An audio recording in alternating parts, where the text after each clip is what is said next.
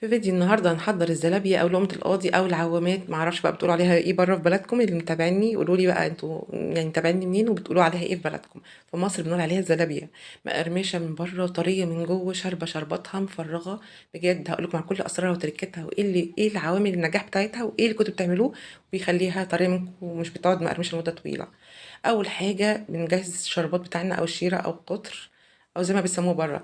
عبارة عن 4 كوبايات من السكر، كوبايتين من ميه، عصير نص ليمونه، ظرف فانيليا، ومعلقتين كبار من عسل الجلوكوز ضروري. يغلوا غلوتين على النار عاليه، نهدي مده 7 دقايق ونسيبهم يبردوا. الكوبايه دي خدت منها كوبايه ونص من الميه، ميه دافيه، عليها معلقه كبيره من السكر، وظرف الخميره الفوريه. اي نوع بتستخدموه، بس انا بستخدم مستر بيكري. بجد تحفه تحفه يا جماعه، وبيخمر في ثانيه. حلو قوي للمعجنات وكل انواع الحلويات، بصراحه حكايه.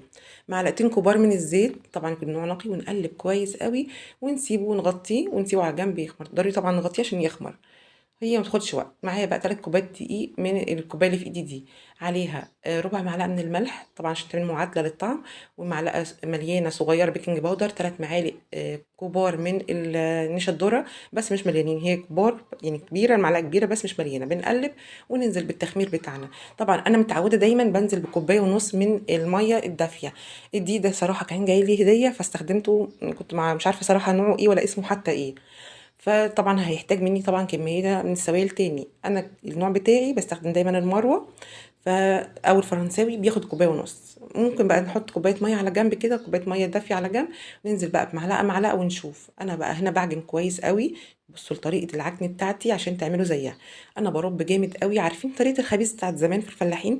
لو تسمعوا عنها، بنرب كده ونعجن ونعمل عرق للعجين.